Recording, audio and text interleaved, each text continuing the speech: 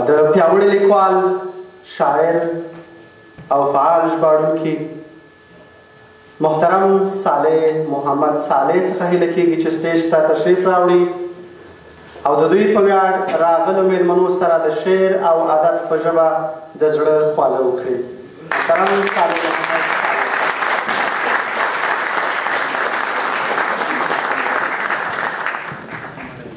د لوی او سپېڅلي خدای په نامه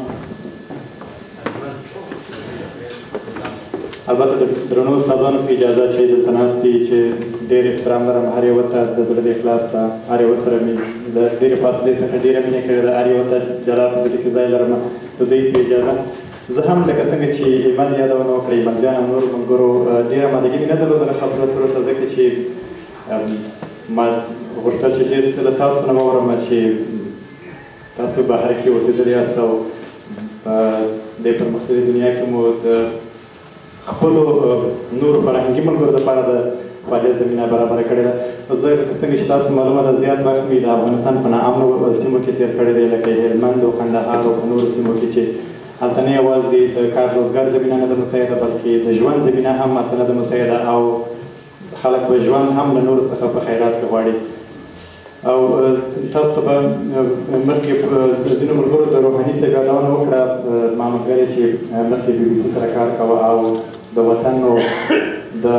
ادبو د فرهنګو د بیان د ازادۍ دښمنانو هغه په داسې بېرحمۍ سره یې ووژله چې هغه مرګ زموږ په زړونو کې دومره لوی زخم جوړ کړی دی چې تر کلونو کلونو بعد هغه زخم نه جوړېږي او زموږ هغه د پیاوړتیا او د زورو هغه د قوت هغه څه دی زموږ په زړونو کې له بعده مرګه چې ناولی دی او د هغه ځای به تر ډېره وخته پورې خالي وي. په افغانستان کې چې کوم ځوانان دي هغه ستاسو دغه هڅو ته ډېر په درنه سترګه ګوري احترام کوي او زه هیله کوم چې تاسو به هغه ځوانان هم نه هېروئ چې هغه خصوصا د افغانستان په دغو ناامنو سیمو کې په دغو شرایطو کې هم دوی د کار روزګار دپاره مټې رانغښتي دي او فرهنګي هڅې کوي نه یوازې چې هڅې کوي بلکې حتی په خپلو کې په هغو سختو شرایطو کې دوی پیسې سره چې ځینې غونډې جوړوي او خپرونې چلوي دغه راز ځینې ویبلاګونه دوی لري چې هغوی په خپلو هغه کم امکاناتو باندې پرمخ وړي. په دې هیله چې تاسو هغه ځوانان هېر نه کړئ چې په دغو ناامنو سیمو کې ژوند کوي او هلته د دوی دپاره زده کړه کفر دی د دوی دپاره کار کول کفر دی دوی وژل کېږي دوی څخه سرونه پرې کېږي د دوی د بدن غړي پرې کېږي او حتی چې دغه ناپېژندل شوي دښمنان د دوی د بدن پوستکی اړوي چې په ډېر وحشتناکه ډول دا خلک وژل کېږي او د دنیا هغه ټول وحشت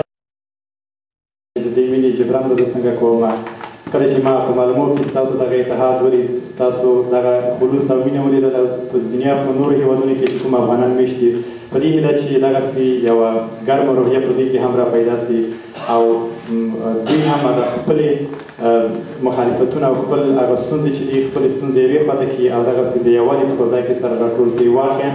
معلومو زما دپاره د همدغسې یوې ګرمې کورنۍ یو الهام راکړی دی چې دغه مینه به زه ځان سره وړم او ستاسو څخه ډېره مننه کوم چې تاسو ډېره مینه ماته راکړله او د درنو استادانو څخه مشرانو څخه ډېره مننه کوم چې دوی ډېر قیمتي وخت موږ ته راکړ او په دې غونډه کې برخه راسره واخیسته. ستاسو ټولو څخه ډېره مننه.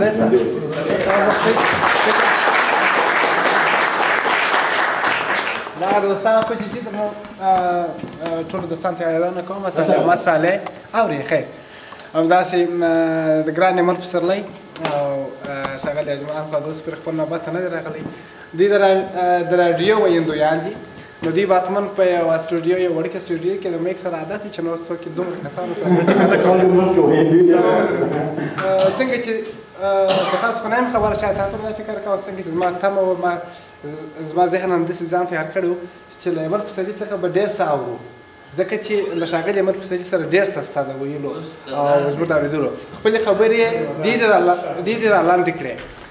نو شاید دوی اوس هم دا فکر کوه چې دا ستاسو غږ پروګرام دی چې په دې ټلیفون باندې په دې باندې دې ته واجر څه هغه ته واجر څه په مخه به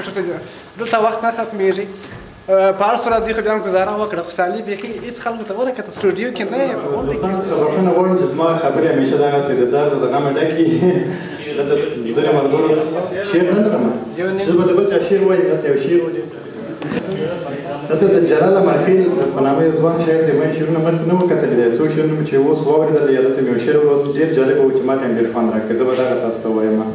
وایي شد لري مد لري که نه لري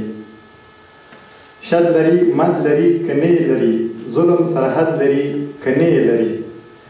ځکه هیڅ هم نه یم یو څه خو به یم صفر عدد لري که نه لري مینه په څه ده له انسانه سیوا مینه په څه ده له انسانه سیوا ښه لري بد لري که نه لري د پښتنو سترګو هندي جادو دي د پښتنو سترګو هندي جادو دي ووایه رد لري که نه لري درده پر ټول وجود مې مخ پرېږه درده پر ټول وجود مې مخ پرېږه هر شی خپل حد لري که نه لري